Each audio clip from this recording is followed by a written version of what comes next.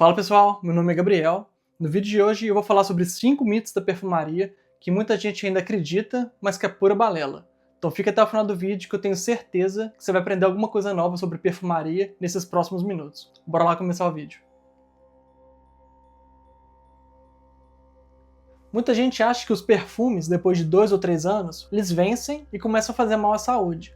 Mas na verdade, se você armazena os seus perfumes de forma correta, como eu tento fazer aqui com a minha coleção, longe do calor, longe do sol, longe de variação de temperatura e longe de umidade de banheiro, você consegue preservar os seus perfumes por muito mais tempo. Inclusive, tem várias pessoas que colecionam perfumes antigos, perfumes vintage, e são perfumes que foram feitos 30, 40 anos atrás. E quanto mais antigo, mais valor aquele perfume tem para esses colecionadores. O que as empresas têm que fazer é que elas são forçadas, na verdade, a colocar uma validade no frasco ou na embalagem. Por exemplo, eu tenho uma caixa aqui da Roja e no fundo da caixa tem o número 36M, para indicar que são 36 meses de validade para esse perfume aqui. Só que isso é para dar uma segurança para o consumidor, de que aquele produto vai estar idêntico nos 36 primeiros meses. Depois desses 36 meses, desses 3 anos, o que começa a mudar primeiro são as notas de topo, que são os cítricos. Por exemplo, a bergamota, o limão, eles começam a mudar um pouquinho. Enquanto notas de base, como madeiras e baunilha, eles costumam durar mais tempo, sem muita alteração.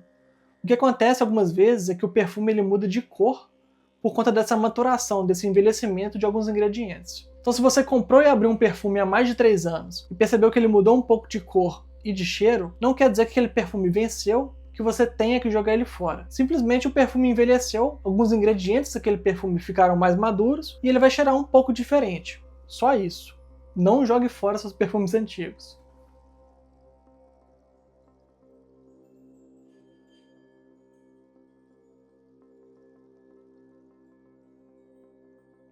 Essa distinção que algumas marcas fazem com relação ao gênero nos perfumes é simplesmente puro marketing. No passado não tinha essa distinção de perfume masculino ou feminino, mas foi no século XX que algumas marcas, principalmente designers, começaram a fazer essa diferenciação, essa segmentação no mercado para poder vender mais perfumes. E o raciocínio é o seguinte: se eu te convenço que esse cheiro não é para você, muito provavelmente eu vou te vender um outro produto. E muitas propagandas reforçam estereótipos, como por exemplo, perfumes com notas frescas e amadeiradas para homens viris e perfumes com notas florais e adocicadas para mulheres delicadas. Bom, mas na prática mesmo, gostou do perfume, gostou das notas do perfume, como esse aqui, por exemplo, usa. Não interessa se o público-alvo é o público masculino ou feminino. Gostou do perfume, usa. Como eu já disse, geralmente são empresas designers que fazem a distinção de perfumes masculinos e femininos. Na minha coleção eu tenho esse exemplo aqui, que é o Dior Homme Cologne, e vê que na tampa aqui ele fala que é para o público masculino. Só que na verdade esse perfume aqui ele é bem cítrico. Não existe nenhuma razão para uma mulher não querer usar e não poder usar um perfume como esse aqui. Já para marcas de nicho isso não é tão comum, exceto a Moage no passado. O diretor criativo antigo, ele gostava de lançar perfumes para a linha Men e para a linha Women. Então a gente tinha frascos desse tipo aqui, quadrados, que eram perfumes femininos, e os perfumes masculinos tinha esse formato retangular aqui, e com a tampa também era diferente. O grande problema que eu vejo é o seguinte: se você tem esse preconceito de não olhar para os perfumes do outro gênero, você acaba se restringindo e não tem a chance de experimentar perfumes que são muito bons. Então, por exemplo, se eu tivesse esse negócio de não experimentar perfume feminino, eu não teria esse aqui na minha coleção, que é o Miss Woman. Esse perfume é muito bom. Ele é floral, ele é muito parecido com a versão masculina, que ainda está na caixa ali. Mas não tem razão nenhuma também para esse perfume aqui, assim como esse aqui, de apenas um gênero usar. Eu nunca reconheci esses dois perfumes da minha coleção. O primeiro é o Azuré, da Estée Lauder, e o outro é um que eu já falei aqui no canal, que é o Mitsuko, da Guerlain. Esse perfume aqui. Inclusive a cor dos dois é bem parecida. E os dois são chipres. O terceiro mito é que todo perfume que tem oud na fórmula, ele vai cheirar curral, vai cheirar esterco.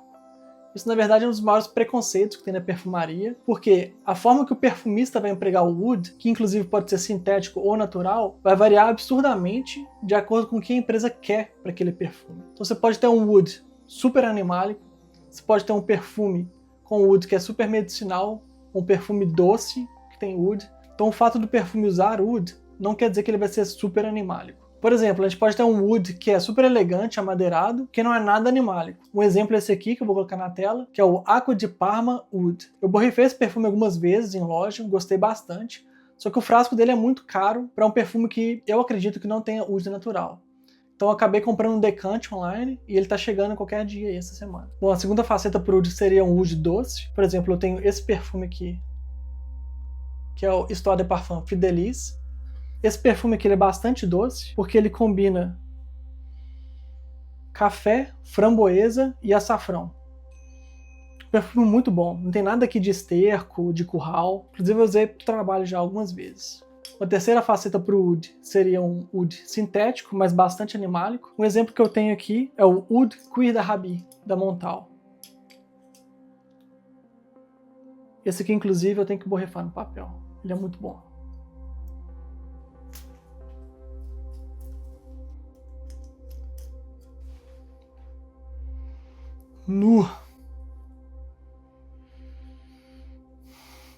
Esse aqui é esterco.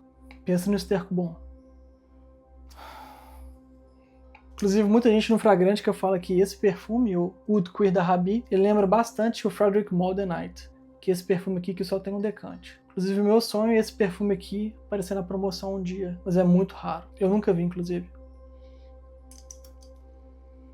E esse Montal aqui, ele tem nota de couro e de tabaco, junto com o oud, que é bem animálico. E uma quarta faceta para o oud seria um oud natural e animálico. Eu vou falar do Ajmal de novo, que eu falei no último vídeo. Na verdade, eu não vou borrifar ele de novo, eu vou borrifar um outro perfume que tem oud natural e que é animálico também, que eu nunca falei dele aqui no canal. É esse Electimus Gladiator Oud. Inclusive, o perfumista aqui é o mesmo perfumista do Fidelis. Os dois são o Julian Rasquinet. Inclusive, esse frasco aqui é uma arma, super pesado. A tampa dele é bem pesada, bem maciça. Vou borrifar ele no papel agora. Pressurizado também.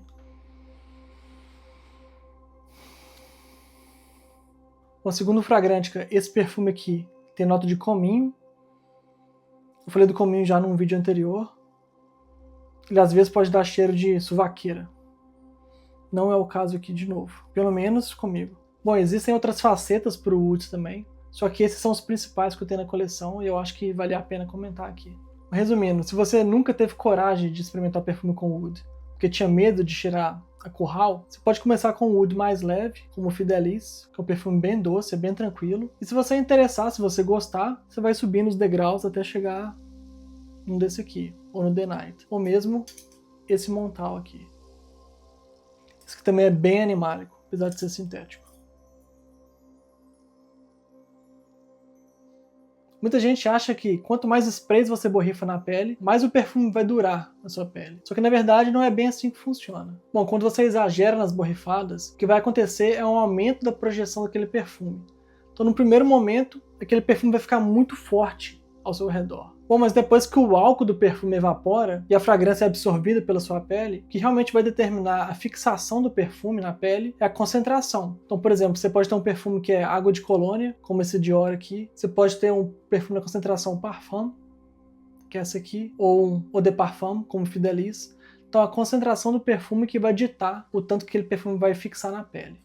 E se a sua pele estiver muito seca, o perfume tende a evaporar mais rápido ainda. Então não interessa se você borrifou 3 ou 15 sprays. Se tiver com a pele seca, o perfume não vai durar. O perfume durar mais tempo na pele, o que você pode fazer é pegar um hidratante, passar na pele, esperar secar um pouco e depois aplicar o perfume em cima. Então você pode fazer um teste fácil, inclusive. Se tiver de bobeira em casa, o que você pode fazer? Você pega o hidratante, passa ele num braço só, no outro você deixa sem hidratante, pega o mesmo perfume, borrifa uma vez esse braço e uma vez o outro braço. Espera ali algumas horas, depois você compara. Você vai perceber que o braço que tem o hidratante, o perfume vai durar muito mais. Você também vai notar que aplicando o hidratante antes na pele, o perfume vai durar muito mais do que se você aplicasse 15, 20 sprays. Só um detalhe, alguns perfumes com concentração menor, como água de colônia, esse Dior Homme Cologne, por exemplo, não tem como fazer muita mágica aqui não. Não é um perfume que dura muito. Inclusive, eu usei esse perfume hoje para um almoço. Ele durou 2, 3 horas. depois ele sumiu. Eu não hidratei a pele antes, mas se eu tivesse hidratado ele poderia melhorar um pouquinho, mas não tem como fazer mágica aqui. Quantas vezes você chegou numa loja de shopping que vende perfumes e encontrou um potinho com um grão de café, como esse aqui, perto dos frascos de perfume? Diz a lenda que, se você cheirar o grão de café entre perfumes diferentes, você meio que reseta o seu olfato. Na verdade, cheirar o café é mais uma tradição que algumas lojas ainda têm do que realmente ciência. Eu não sou cientista, não sou químico, nada do tipo, mas eu fiz um pouco de pesquisa sobre o assunto e é meio que consenso. Você cheirar o café entre perfumes, ele não só não ajuda a resetar o olfato, como ele acaba introduzindo um cheiro mais forte ainda e confundindo mais o seu olfato. Então, no fundo, cheirar os grãos de café aqui é mais um efeito placebo do que realmente uma ajuda. Bom, e o que esses estudos recomendam que você faça quando você tiver que resetar o seu olfato? A primeira dica que eles dão é, você pode cheirar a sua própria pele, um pedaço da pele que não tenha cheiro ainda, que você não borrifou nenhum perfume, ou então você pode cheirar um pedaço da sua camisa, por exemplo, sua camisa de algodão, se você não tiver o costume de borrifar o perfume na roupa também. E a segunda dica que eles dão é você pode simplesmente dar uma pausa, pausar ali 1-2 minutos, ou se for preciso tomar um ar fresco, sair um pouco da loja e depois você volta. Então essas duas dicas vão te ajudar muito mais do que cheirar o café. Bom, mas por que algumas lojas ainda continuam colocando grãos de café se isso não funciona? Isso dá uma falsa sensação de controle para aqueles clientes. Eles acham que, experimentando vários perfumes e cheirando café ali entre eles, eles vão realmente cancelar o que eles cheiraram antes e vai ajudar eles a tomarem uma decisão de qual perfume que eles vão comprar. Então é uma forma barata e fácil para as lojas conseguirem vender mais. Bom, pessoal, esses foram os 5 primeiros mitos da perfumaria que eu queria compartilhar aqui no canal. Eu tenho pelo menos mais outros 5 que estão prontos para gravar, que devem vir logo em seguida depois desse vídeo. Então se você gostou, deixe uma curtida aqui embaixo, assina o canal caso não tenha assinado, e deixe um comentário aqui embaixo falando se você já ouviu algum outro absurdo do mundo da perfumaria que você gostaria de compartilhar com a gente. Te vejo no próximo vídeo, até mais.